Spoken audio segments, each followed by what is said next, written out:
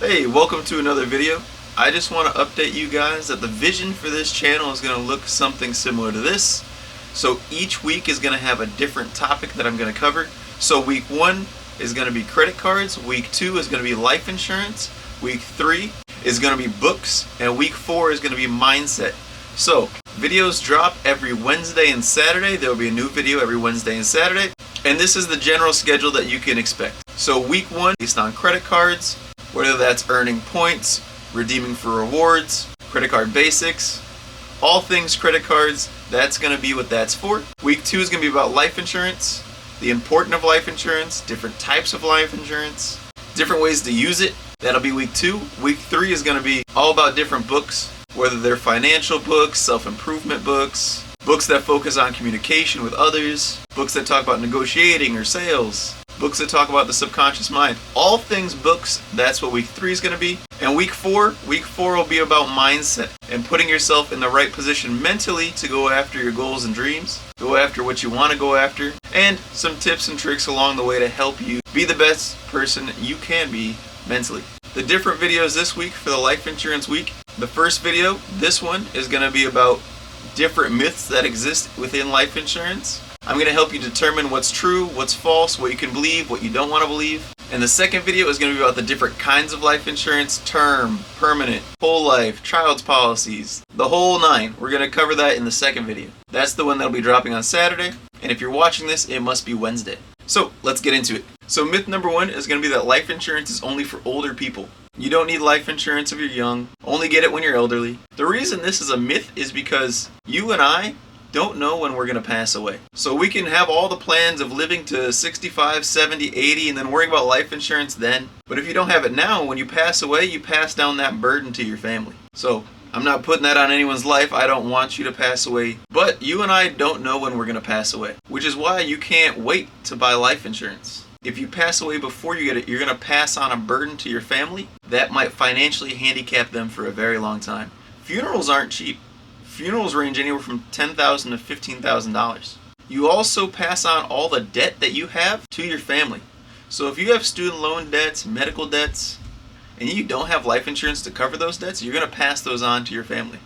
Whether that's your mom and your dad, your kids, it's going to get passed on. The second myth is that life insurance is too expensive. So they vary on a couple different factors: age, health, and habits. So if you're young, healthy, and don't smoke, don't skydive, don't fly planes, life insurance can be pretty affordable. You can get a term policy from anywhere from $25 to $50 a month for $500,000 worth of coverage, $1 million worth of coverage. It can be pretty affordable. If you're older, if you smoke, if you participate in dangerous activities like rock climbing, skydiving, parachuting, flying planes, these are all going to be seen as risk factors and they're going to raise the cost of insurance. So if you have a grandparent who's been paying hundreds of dollars a month for life insurance, and you're like, Grandma, Grandpa, why are you paying that much for life insurance? It's not worth it. It's because they likely waited to get life insurance until they were in their older age, and then were given the premiums at that amount. Whereas if you get life insurance when you're younger, you can lock in cheaper premiums or monthly payments. Premiums, monthly payments are the same thing. You can do this with several whole life policies, indexed universal life policies, policies that are permanent and last your entire life. The third myth is that I don't need life insurance, I can get it through my job.